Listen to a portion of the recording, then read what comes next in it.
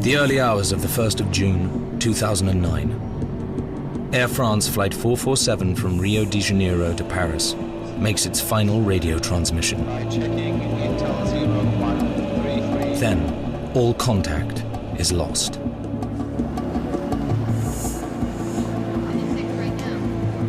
Flight 447 has vanished into thin air. We can only pray and hope. At the moment, we know nothing. Aviation experts are baffled. Why would a well-operated aircraft with a well-trained crew suddenly disappear? The thing that we know is that we don't know. The missing aircraft is a state-of-the-art Airbus A330. It has never suffered a single passenger fatality. The big question, of course, is where is the aircraft? 5 days later, the shattered wreckage is finally discovered, floating in the Atlantic. 228 passengers and crew are dead. No one has given a full explanation as to what happened. Until now.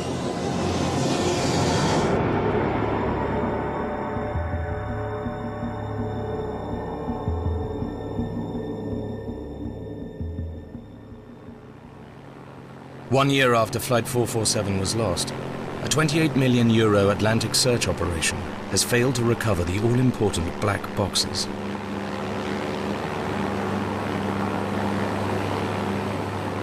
The missing flight data and cockpit voice recorders would provide the only definitive proof of the aircraft's fate. These have not been found yet. They're clearly on the bottom with the rest of the wreckage. A very, very big handicap to the investigation. The official French investigation is not prepared to make its final report until the black boxes are found. 2 interim reports set out a tantalizing array of known facts, but are unwilling to draw specific conclusions. With nearly 700 A330s in service worldwide, passenger safety experts are impatient for answers. We move basically the population of the planet every 3 years. We just can't accept unknowns any longer. This film brings together an independent team of leading air crash investigators. Their combined expertise will provide the first credible solution to the mystery of Flight 447. With their own tests and simulations, they plan to piece together a convincing accident scenario from the few clues scattered in the official reports. Veteran crash investigator Tony Cable will build a case from just a few fragments of evidence. Any accident is a chain of events, and each of the links needs to be in place. He will be joined by an aviation meteorologist. We really are limited to using mostly satellite data to understand what's going on. And a highly respected structural engineer. You're going to be forced to just look at whatever recovered pieces of the structure that you have. Completing the team, 3 expert pilots specializing in aviation safety. It's very unlikely that one single thing would bring down an aircraft. There's an unfortunate alignment of many things that caused a problem.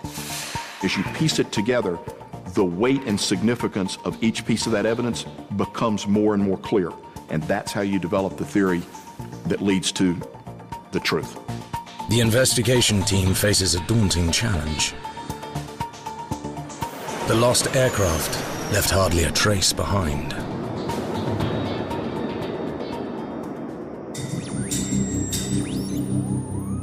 Tony Cable is a veteran of 32 years in the UK Air Accidents Investigation Branch.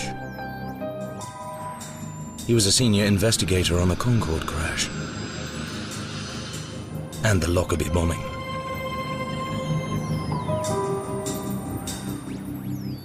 As he kickstarts our independent investigation, he knows physical evidence is limited.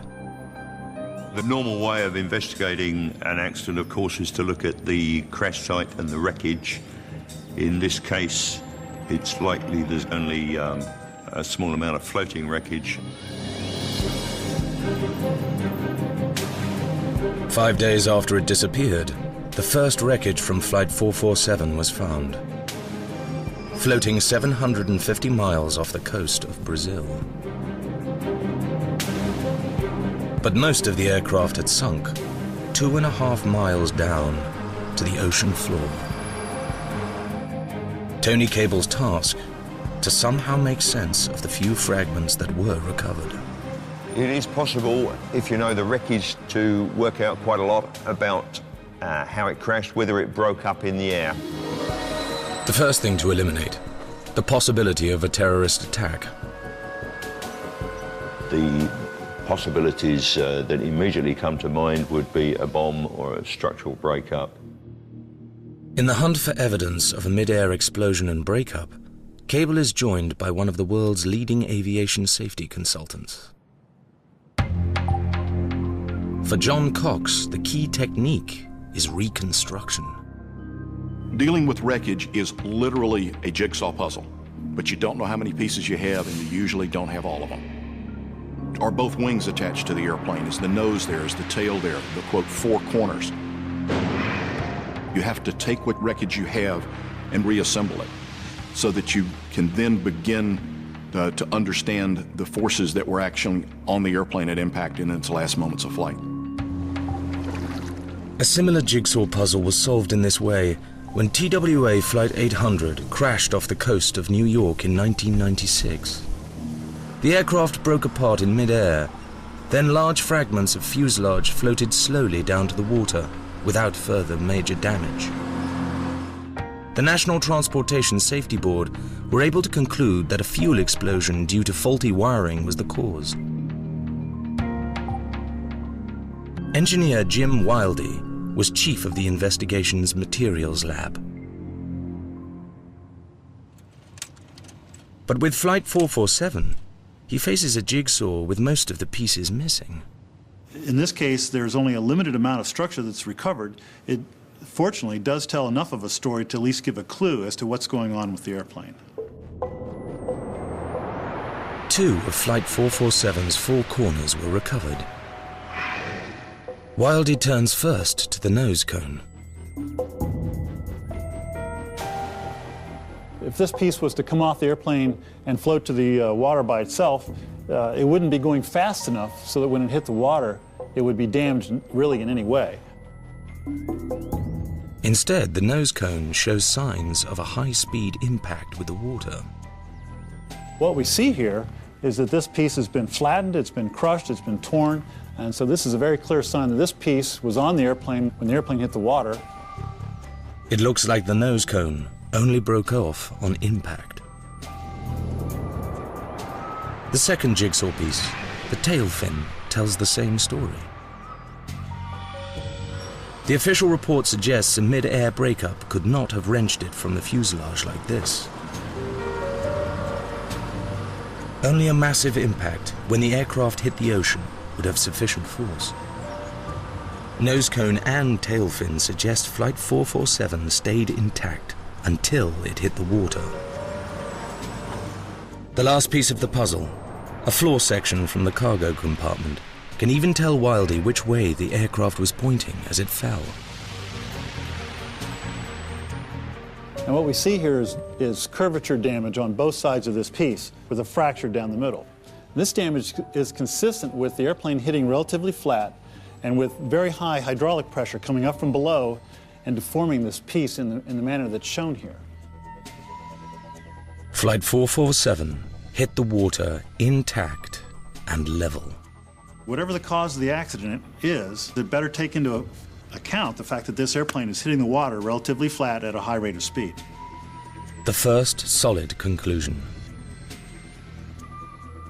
Flight 447 didn't explode in mid-air. It simply fell out of the sky.